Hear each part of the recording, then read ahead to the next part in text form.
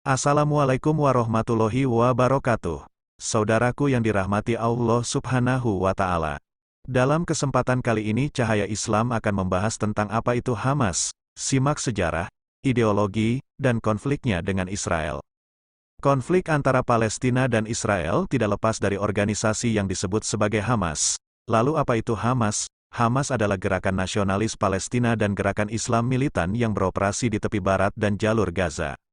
Nama Hamas merupakan akronim dari Harakat Al-Muqawamah Al-Islamiyah, yang berarti Gerakan Perlawanan Islam. Dilansir dari Britannica, Hamas didirikan pada tahun 1987 dan mengambil posisi yang berbeda dari pendekatan sekuler Organisasi Pembebasan Palestina, Palestine Liberation Organization, PLO, terhadap konflik Israel-Palestina.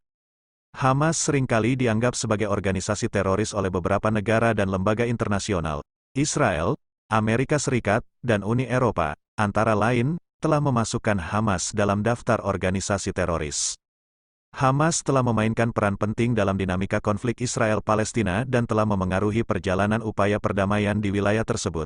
Konflik ini melibatkan banyak isu, termasuk status Yerusalem, hak-hak warga Palestina, perbatasan, dan pemukiman Israel di wilayah Palestina. Hamas tetap menjadi salah satu kelompok utama dalam upaya Palestina untuk mencapai kemerdekaan dan menyelesaikan konflik dengan Israel. Untuk memahami lebih dalam tentang apa itu Hamas, jangan lupa dukung channel kami dengan cara like, komen, dan share ke saudara, teman, dan keluarga kita agar sedikit menambah pengetahuan dan keimanan kita. Sejarah terbentuknya Hamas yang awalnya gerakan damai.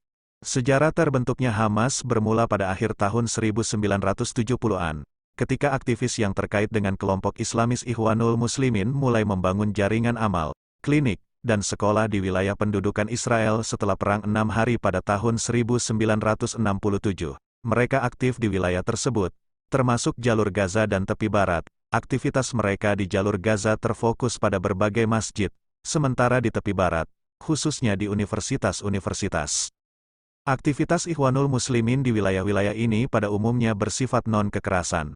Namun, beberapa kelompok kecil di wilayah pendudukan mulai memanggil untuk melakukan jihad, atau perang suci, terhadap Israel. Pada bulan Desember tahun 1987, di awal pemberontakan Palestina yang dikenal sebagai Intifada melawan pendudukan Israel, Hamas didirikan oleh anggota Ikhwanul Muslimin dan faksi-faksi agama Organisasi Pembebasan Palestina, PLO. Organisasi baru ini dengan cepat mendapatkan dukungan yang luas. Dalam piagamnya yang dibuat pada tahun 1988, Hamas menyatakan bahwa Palestina adalah tanah air Islam yang tidak boleh diserahkan kepada non-Muslim, dan bahwa berperang untuk merebut kendali atas Palestina dari Israel adalah kewajiban agama bagi umat Muslim Palestina.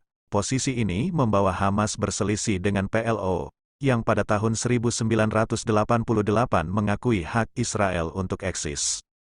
Hamas segera mulai beroperasi secara independen dari organisasi Palestina lainnya, yang menyebabkan konflik antara kelompok ini dan mitra nasionalis sekuler mereka. Serangan Hamas yang semakin keras terhadap target sipil dan militer mendorong Israel untuk menangkap sejumlah pemimpin Hamas pada tahun 1989, termasuk Sheikh Ahmed Yassin, pendiri gerakan ini. Dalam tahun-tahun berikutnya, Hamas mengalami reorganisasi untuk memperkuat struktur komando dan menyusun pemimpin kunci yang tidak dapat dicapai oleh Israel. Biro Politik yang bertanggung jawab atas hubungan internasional dan pengumpulan dana dibentuk di Amman, Yordania, dengan Khaled Mesal sebagai kepala pada tahun 1996, dan sayap bersenjata kelompok ini diubah menjadi pasukan Izz al-Din al-Qassam.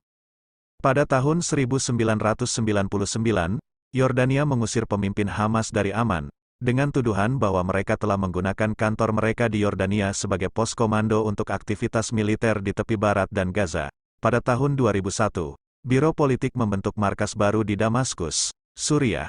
Namun, kelompok ini pindah lagi pada tahun 2012, ke Doha, Qatar, setelah kepemimpinan Hamas tidak mendukung pemerintah Suriah dalam tindakan kerasnya terhadap pemberontakan Suriah. Sikap Hamas terkait upaya damai Palestina-Israel. Sejak berdirinya, Hamas menolak negosiasi yang akan menyerahkan tanah apapun. Kelompok ini mengecam perjanjian perdamaian tahun 1993 antara Israel dan Organisasi Pembebasan Palestina, PLO, dan bersama dengan kelompok jihad Islam, meningkatkan kampanye teror mereka dengan menggunakan pengebom bunuh diri. PLO dan Israel memberikan respons dengan tindakan keamanan dan hukuman yang keras. Meskipun Ketua PLO Yasser Arafat berusaha untuk melibatkan Hamas dalam proses politik dengan menunjuk anggota Hamas ke posisi-posisi kepemimpinan dalam otoritas Palestina, terdapat ketegangan dan kekerasan terus berlanjut. Runtuhnya pembicaraan perdamaian antara Israel dan Palestina pada September tahun 2000 menyebabkan peningkatan kekerasan yang dikenal sebagai Intifada Aqsa. Konflik ini ditandai dengan tingkat kekerasan yang belum pernah terjadi pada Intifada pertama, dan para aktivis Hamas semakin meningkatkan serangan mereka terhadap warga Israel dan terlibat dalam sejumlah serangan pengebom bunuh diri di dalam Israel. Pada tahun-tahun setelah Intifada Aqsa, Hamas mulai memoderasi pandangannya terhadap proses perdamaian. Setelah lebih dari 1 dekade menolak prinsip-prinsip dasar Hamas ikut serta dalam pemilihan legislatif Palestina tahun 2006 dan kemudian berpartisipasi dalam dengan indikasi bahwa mereka akan menerima kesepakatan antara Israel dan Sejak itu, para pemimpin senior Hamas secara berulang kali menyatakan kesiapannya untuk mendukung solusi dua negara berdasarkan batas-batas PRA 1967. Kesediaan ini diresmikan dalam dokumen prinsip-prinsip dan kebijakan umum tahun 2017. Memahami konflik Israel-Hamas, pada awal tahun 2005, Israel dan Hamas mencapai kesepakatan gencatan senjata setelah Israel memutuskan untuk menarik pasukannya dari sebagian wilayah Palestina. Meskipun ada perundingan, Hamas setuju dengan gencatan senjata, meskipun kekerasan sporadis masih terjadi. Pada tahun yang sama, Israel secara sepihak membongkar pemukiman dan menarik pasukannya dari jalur Gaza. Pada pemilihan Dewan Legislatif Palestina tahun 2006, Hamas secara mengejutkan memenangkan mayoritas kursi. Kedua kelompok, Fatah dan Hamas, akhirnya membentuk pemerintahan koalisi, dengan Ismail Haniyeh dari Hamas sebagai Perdana Menteri. Konflik antara Hamas dan Fatah semakin memuncak di jalur Gaza, dan Presiden Palestina Mahmud Abbas akhirnya membubarkan pemerintahan yang dipimpin Hamas dan menyatakan keadaan darurat pada Juni tahun 2007. Sejak itu, Hamas mengendalikan jalur Gaza, sementara pemerintahan darurat yang dipimpin oleh Fatah mengendalikan tepi barat.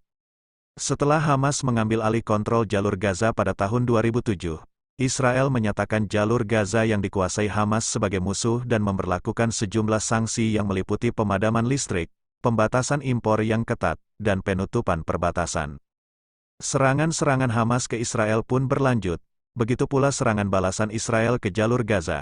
Pada Juni tahun 2008, Israel dan Hamas mencapai gencatan senjata yang dijadwalkan berlangsung selama 6 bulan. Tetapi gencatan senjata tersebut cepat terancam oleh tuduhan pelanggaran yang memuncak menjelang akhir masa berlakunya. Pada bulan Desember tahun 2008, gencatan senjata secara resmi berakhir, disusul dengan serangan udara intensif Israel yang bertujuan untuk menghantam Hamas setelah peningkatan serangan roket dari Gaza. Setelah lebih dari 3 minggu konflik yang intens, dengan lebih dari 1.000 orang tewas dan puluhan ribu orang menjadi pengungsi, Israel dan Hamas masing-masing mengumumkan gencatan senjata. Pada November tahun 2012, Israel melancarkan serangkaian serangan udara di Gaza sebagai tanggapan terhadap peningkatan serangan roket dari Gaza. Serangan udara pertama membunuh kepala pasukan Izz al-Din al-Qassam, Ahmad Said Khalil al-Jabari. Hamas membalas dengan serangan roket ke Israel. Konflik berlanjut hingga kedua belah pihak mencapai kesepakatan gencatan senjata pada November tahun 2012. Konflik Israel-Hamas berlanjut. Pada tahun 2014, ketegangan meningkat setelah 3 remaja Israel diculik di tepi barat. Netanyahu menuduh Hamas sebagai pelaku penculikan dan bersumpah untuk menghukum pelakunya. Pasukan keamanan Israel melancarkan razia besar-besaran di tepi barat untuk mencari ketiga remaja tersebut dan memberantas anggota Hamas serta kelompok militan lainnya. Pada tanggal 30 Juni ketiga remaja tersebut ditemukan tewas. Ketegangan ini memicu peningkatan serangan roket oleh Hamas ke Israel dan serangan balasan Israel. Pada Juli tahun 2014, Israel memulai serangan skala besar di Gaza, menghancurkan berbagai target yang dianggap terkait dengan aktivitas militan. Setelah lebih dari 1 minggu serangan udara, pasukan Israel memulai serangan darat untuk menghancurkan terowongan dan infrastruktur militer Hamas. Serangan Israel berlanjut dengan serangan udara, sementara Hamas meluncurkan roket dan mortar ke Israel. Pada Agustus tahun 2014, Israel dan Palestina mencapai gencatan senjata yang berlangsung. Israel setuju untuk melonggarkan pembatasan impor dan ekspor ke Gaza, memperluas zona perikanan, dan mengurangi zona buffer keamanan di sekitar perbatasan Israel. Walaupun terdapat korban jiwa yang tinggi di pihak Palestina dan kerusakan luas di Gaza, Hamas mengklaim kemenangan dalam kemampuannya untuk bertahan dari serangan Israel. Pada Mei tahun 2021, ketegangan di Yerusalem memuncak dan berujung pada eskalasi kekerasan terburuk sejak 2014. Setelah bentrokan antara polisi Israel dan demonstran Palestina yang melukai ratusan orang, Hamas meluncurkan roket ke Yerusalem, selatan Israel, dan pusat Israel. Israel merespons dengan serangan udara. Pada akhirnya, perjanjian gencatan senjata dicapai di bulan Agustus. Pada Oktober tahun 2023, Hamas meluncurkan serangan koordinasi darat, laut, dan udara yang mengejutkan Israel. Ratusan orang di Israel tewas atau hilang dalam serangan tersebut, menjadikan ini sebagai hari paling mematikan bagi Israel dalam beberapa dekade, sementara lebih dari 100 orang diculik. Wallahu a'lam bishawab, terima kasih telah menonton. Semoga videonya bermanfaat dan menambah keimanan kita. Jangan lupa subscribe dan tekan loncengnya supaya dapat notifikasi video bermanfaat lainnya. Wassalamualaikum warahmatullahi wabarakatuh.